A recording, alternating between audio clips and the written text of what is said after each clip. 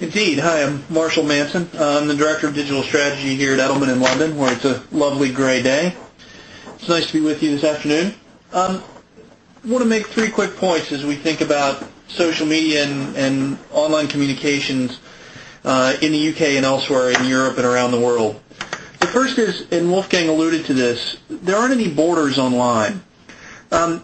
And this is important because so many businesses, particularly global businesses, are structured on a market-by-market basis.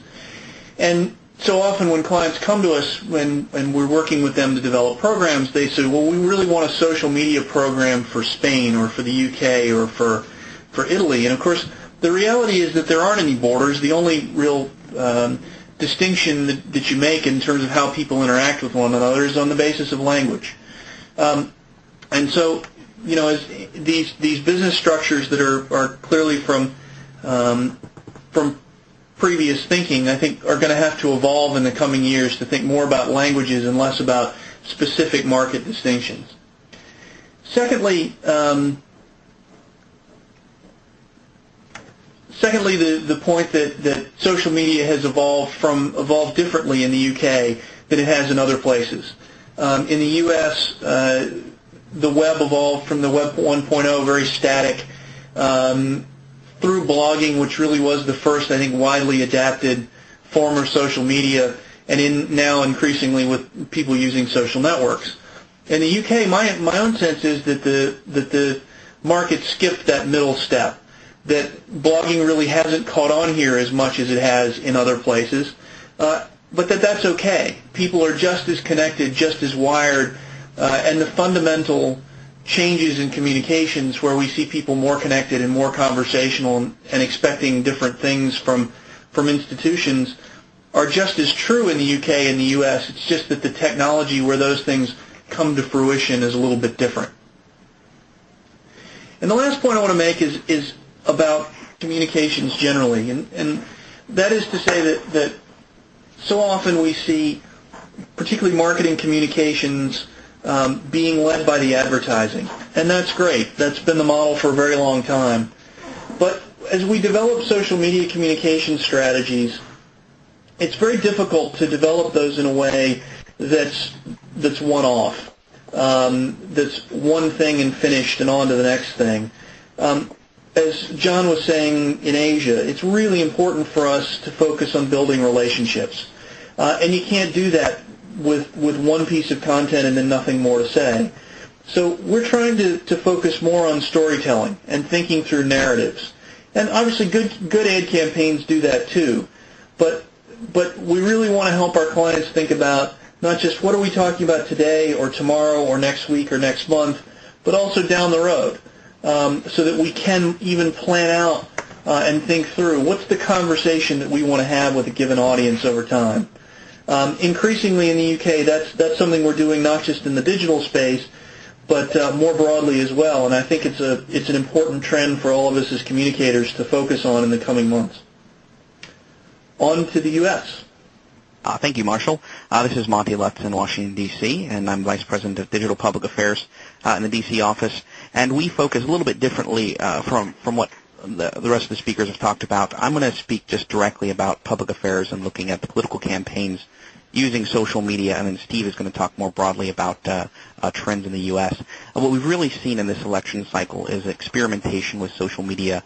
The roots of it, ironically, of really social media taking new form in terms of politics started with the McCain campaign in 2000, which actually was the first to raise $1 million in online contributions after some key early wins. Since then, though, Joe Trippi, who headed the Howard Dean campaign in 2004, really took the lessons of 2000 and made it social through Meetup and allowing people to organize more online. Now, although the Dean campaign didn't win in 2004, a lot of the lessons learned there have been used in the 2008 campaign as it's become fully ingrained that social media is a powerful force. And particularly the Obama team has learned from this school, raising more than $500 million or nearly $500 million, a lot of it from small donors, more than 2 million of whom have actually friended Obama on the various social networks. It helps that one of the Facebook founders is on the Obama staff, and has really helped to guide their strategy going forward. But there are a few things that I think are significant from a social media perspective with U.S. politics. 7 of the 16 presidential candidates actually launched their campaigns on YouTube.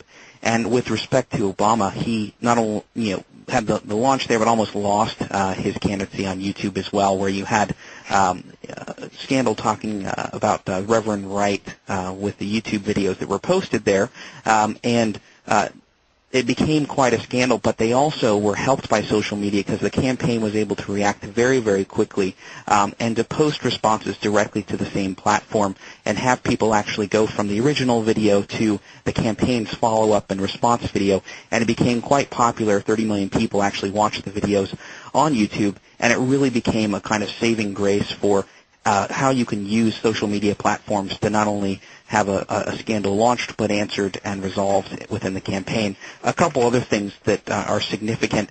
Twitter, which is a microblogging platform, allows you to send messages that are about 140 characters or less, has really become very, very important from the chattering set in D.C. of people that are talking about the political campaigns as well as specific events, conventions, speeches, and debates, to the point where the conversation on Twitter is, many people think, become as important or more insightful than the original itself. I was also looking at Quick, which is the picture you're seeing if those people are online is from a Quick video. This is a video that was shot from a cell phone camera, and it was shot from the floor of the House of Representatives. And it shows just the dramatic change that's happening in terms of how stories can be told from a political standpoint, where in this instance the cameras of the House of Representatives were turned off. There was no way to get the message out by video except a member of Congress had a cell phone camera with video. And so it's really changing the nature of how we're communicating in the U.S. politically. The last thing I would say is it's still all about trust. The YouTube debates were very, very popular here. What was fascinating is a study that was done afterwards comparing how people viewed the debate and who they trusted most. If those of you online are not familiar with it, viewers were able to submit their own questions through YouTube, and one of the questions was submitted by Billiam, which was actually a snowman, an animated snowman, and it became very popular in talking about here's really consumers talking directly to politicians and asking questions even through a humorous way.